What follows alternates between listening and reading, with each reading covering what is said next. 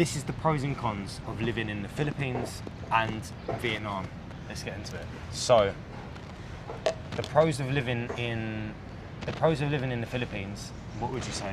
What would you say the pros of living in the Philippines? The weather is amazing. Weather, economical value of your dollar, or what? Euro, right? Like the value of the euro and the value of the dollar compared to the Filipino peso.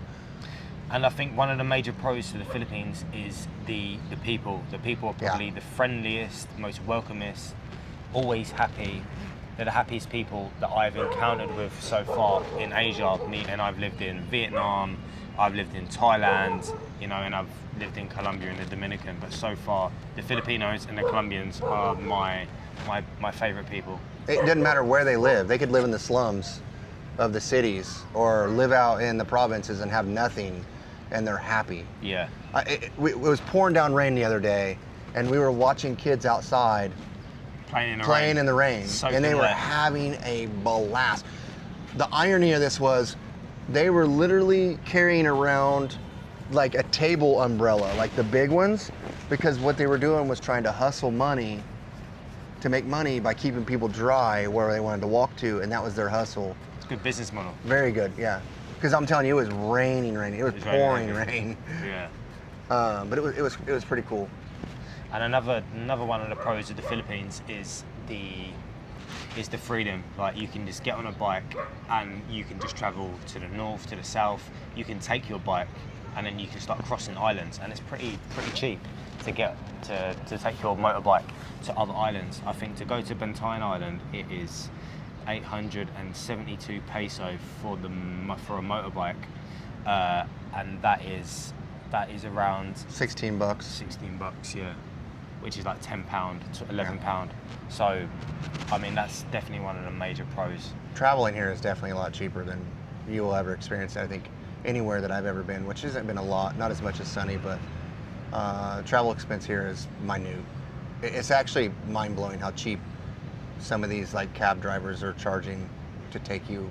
I mean, like I said in my last video, we were stuck in a cab for 2.5 hours, and it was $16, which is high here. That's expensive here. But normally, you know, if we would go to SMC side, it's like 400 and something pesos, 300 and something pesos. So you're looking right around $6 to $8. So you know, it was significantly higher, but we were stuck in this cab for 2.5 hours. Like, he wasn't making any money for 2.5 hours, just our money. Yeah, crazy. And we live in Cebu City. Yeah. But in comparison to Vietnam, the people are also extremely friendly, but there's a massive language barrier because a lot of them can't speak English, and even the younger generation, I've noticed, their English ability is still not the best. You're talking about Vietnam. The Vietnamese, yeah, their English isn't the best, which isn't the problem. I don't expect everyone to speak English, you know. I was living in Colombia and I learned Spanish in a couple months and was speaking to the locals, so I don't expect anyone to learn, to know English. So, but there is definitely a language barrier in the Vietnamese, and it definitely stops you from building a more meaningful connection and on a deeper level with some of the locals and some of the people, purely because you can't understand what they are saying. But with the Philippines, yeah, you can pretty much anywhere. There's very, very few times you have a language barrier. If you do have a language barrier, I would say majority of the time is because, one, you can't understand their dialect, but 9 times out of 10 they know what you're saying. You just might not understand their dialect or their accent, right? Especially if I start speaking, because I've got a British accent. So when I say water, they're like, what? And I've got to go, bottle of what? Can I have some water? And then they understand. So yeah, but with, like I said, with the Vietnamese, there's a little bit of a barrier. But in terms of accommodation, when I moved to Cebu from Vietnam, the accommodation, I was pretty surprised at how affordable it is. Like, I was living in Bangkok. Also, and Bangkok's expensive now for accommodation, but the accommodation here is pretty affordable. It's actually similar costing to Vietnam. From my experience. How much do you pay for your apartment? About 485. 48,000. 485 Oh, US dollars, 485. 30,000 Filipino pesos. It can get up to 510 depending on where the currency rate But is. his apartment's clean. Like it's really nice. It's nice in there. I got a kitchen, it's a efficiency or a studio, bathroom, hot water heater, washer and dryer combo, which is nice. I don't have to go pay for laundry. And in Vietnam, I would say the quality is less. They always have a damp problem for some reason. They always have a damp problem in their apartments, and I don't know why, but it's like you go in there and you can smell the damp. It's like, is anyone gonna sort this out? But here, I've not seen any damp problems with any of the properties. Well, most of these are all concrete too. Yeah. Most of the condos here are built out of concrete, and then they just put plaster over the concrete to create a smooth wall. But majority of these are all concrete all the way through. Like your neighbors, like you bang on your wall next door, you're banging on concrete, so Yeah. they can hear you, but it's not like it would if it was drywall and insulation or drywall Yeah. no insulation. But in Ho Chi Minh, you can also get some nice, really nice accommodation, like high rises, like condominiums. They're really nice, and they're probably the same pricing, and actually a little bit more higher quality. But the only problem is with living in Ho Chi Minh, which we don't have the problem here, is the pollution levels in Ho Chi Minh are extremely high, to the point where if you have asthma, it's going to cause you problems, and it will make your asthma worse. But here, like, you don't have any problems. I don't have any problems here. No. But I came from also, a lot of you know, I moved from Vegas here. I think Vegas has, I wouldn't say it's super polluted, but there's a lot of dust in the air from the desert. Yeah, I can imagine. There's a lot of traffic. Not a lot of industrial pollution, but there's a lot of vehicle traffic. So, I'm assuming that there's quite a bit of pollution there. But I don't have any problems here. And then before that, I lived in between Chicago and Indianapolis. Kind of a rural area, but you go down to Indianapolis, it's metro for sure, and then Chicago, obviously everyone knows Chicago, but. And I wanted to cover the topic of travel, like traveling around in the country. In the Philippines, it's extremely easy because everyone speaks English. Yeah. It is so easy to go up to someone, hey, I don't know where this is. Can you help me? Yeah, no problem. It's over here. So easy. Whereas Vietnam, because of the language barrier, it can be a bit cumbersome. But traveling in Vietnam, if anyone's been to Vietnam, it's very cheap. You can get the sleeper buses, and it's cheap. But I think in terms of how easy it is, it's easier to travel in the Philippines, and you can just get a bike. You can travel anywhere. You can speak to anyone because there's no language barrier. Mm-hmm. So, yeah, there's pluses and drawbacks. Flies are bad today. They are. They're everywhere. They're all over me. And I showered. I don't know about Sunny. We don't shower together or anything because that's inappropriate. No, I showered, don't worry. I'd say another advantage here is that I have seen compared to where I'm from. I don't know if it's the same in Vietnam, but I've heard that it's different here.